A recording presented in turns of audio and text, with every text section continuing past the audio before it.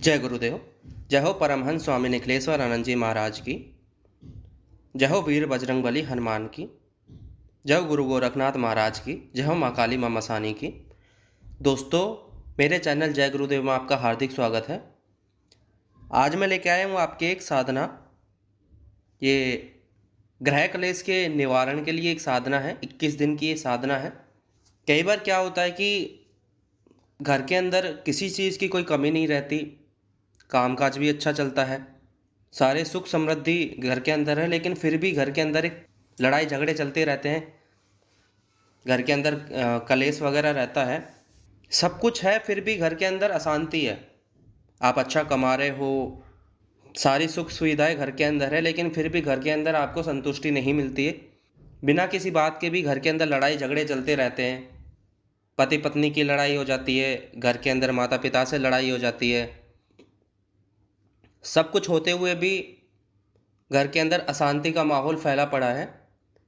तो उसके निवारण के लिए एक साधना है। 21 दिन की ये साधना है। आप इस साधना को करते हो, आपके घर के अंदर जो भी ग्रह कलेश है वो समाप्त हो जाता है। घर के अंदर सुख समृद्धि रहती है। कभी भी घर के अंदर लड़ाई झगड़े नहीं होते हैं। जिस कारण से भी लड़ाई झगड़े हो रहे हैं वो सभी कारण नष्ट हो जाते हैं। महाकाली का आपको आशीर्वाद मिलता है और आपके सभी दुखों से आपको मुक्ति मिलती है।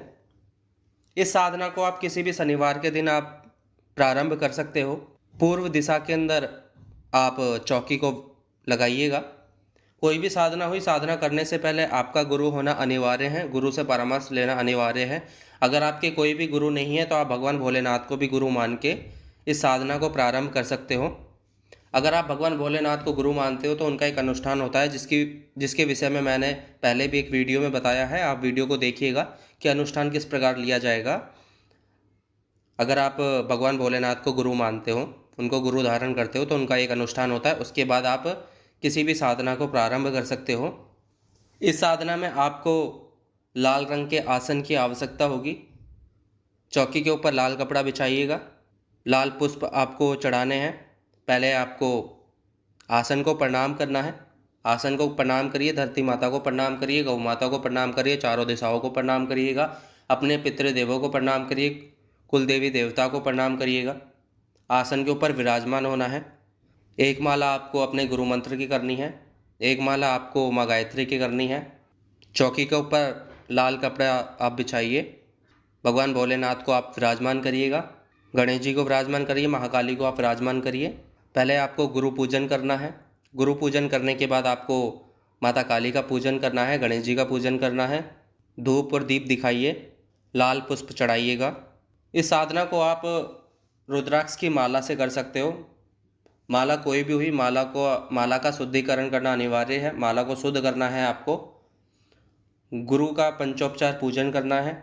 भोग के लिए आप लड्डू भी ले सकते हो, 5 मिठाई भी ले सकते हो। रात्रिकालीन में ये साधना है, घर पे बैठ के आप इस साधना को कर सकते हो। एकांत कमरा होना चाहिए। 21 दिन की जब भी साधना होती है तो आपको ब्रह्मचार्य का पूर्ण रूप से पालन करना है, यम नियम का पालन करना है, आपको भूमि सहन करना है। किसी भी शनिवार से इस साधना को आप प्रारंभ कर सकते हो। आप देखोगे कि जब इस साधना को आप प्रारंभ करोगे तो आपके घर में जो भी अशांति का माहौल फैला पड़ा है वो धीरे धीरे समाप्त हो जाएगा। महामाई का आपको आशीर्वाद मिलेगा। मंत्र आप सुन लीजिएगा। मंत्र है धाम धीम धूम दुर्जटे पत्नी वाम Vim वूम वागधीश्वरी cram cream क्रूम Kalika Devi साम सीम सूम में शुभम कुरो। मंत्र आप पुनः सुनिए।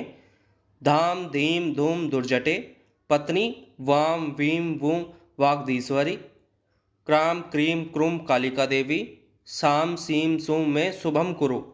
इस मंत्र का आपको 5 माला आपको ये मंत्र जाप करना है। रुद्राक्ष की माला से आपको इस मंत्र का जाप करना है।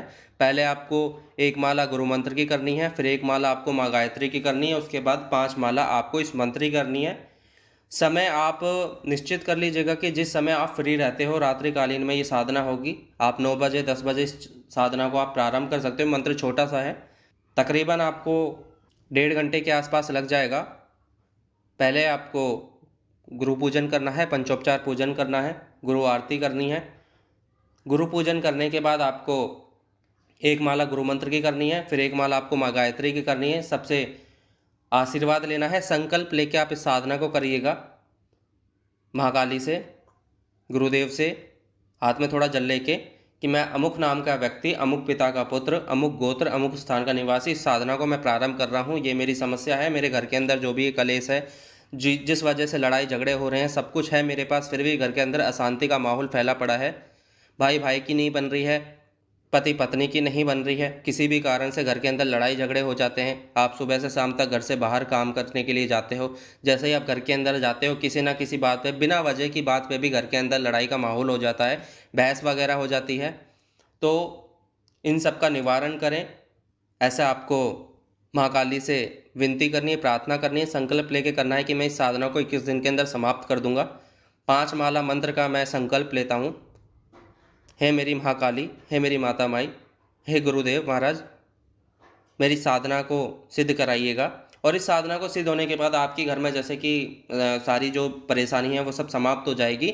इस मंत्र का आप किसी, जैसे कि आपके आस पड़ोस में या आपके कोई फ्रेंड सर्कल में या रिलेटिव में कोई भी है जिसके अंदर भी ये समस्या है, तो उसका समाधान भी आप कर सकते हो। जैसे कि आपका 21 दिन की साधना है, साधना आपकी सिद्ध हो जाती है, अंतिम दिन में आपको 1 माला मंत्र का हवन करना है आपको। ठीक है, एक छोटा सा हवन कर लीजिएगा। हवन करने के बाद ये आपका मंत्र है वो सिद्ध हो जाएगा। मंत्र सिद्ध होने के बाद अगर आप किसी के भी घर के अंदर उसकी परेशानियां ख़त्म करते हो तो वहाँ पे सिर्फ आपको हवन करना होता है, 1 माला हवन करना होता है वहाँ जाके, तो उसके घर की जितनी भी परेशानी है सारी परेशानियां ख़त्म हो जाएगी।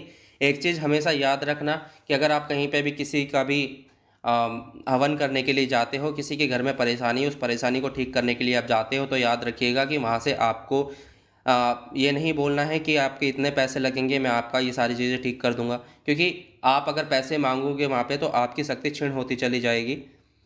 देखोगे कि आपकी जो शक्ति है, आपकी साधना की जो शक्ति है, जो आपका ये बल है, ये समाप्त हो जाएगा, फिर ये मंत्र काम नहीं करेगा। तो कभी भी ये शक्तियाँ आती हैं तो जन कल्याण के लिए आती हैं, इसका कभी गलत उपयोग मत करना। लालच मत करना कि मैं पैसे लूँगा। देखो, सामने वाला दान दक्षिणा में आपको कुछ भी दे सकता है, वो अगर उसका घर का आप करते हो बिना लालच के, अगर आप उसके घर के अंदर उसकी परेशानियां दूर करते हो तो वो खुश होकर खुद भी आपको दे सकता है बिना मांगे भी। ठीक है, लेकिन आपको नहीं मांगना है कि मैं इतने पैसे लूँगा फिर मैं आपका हवन कर दूंगा और आपके घर की सारी परेशानियां ख़त्म कर दूंगा। ऐसा मन के अंदर लोभ नहीं लेके आना है। लोभ लेके आओगे कि तो आपकी साधना क्षीण हो जाएगी, याद रखिएगा। ठीक है, महाकाली की ये साधना है, ये ग्रह कलेश की है। ठीक है, घर के अंदर किसी प्रकार की कोई भी समस्या है, उस समस्या का समाधान आपका 101% होगा। ये मैं अनुभव से आपको बता रहा हूँ। ठीक है, किसी भी शनिवार के दिन आप इस साधना को प्रारंभ कर सकते हो।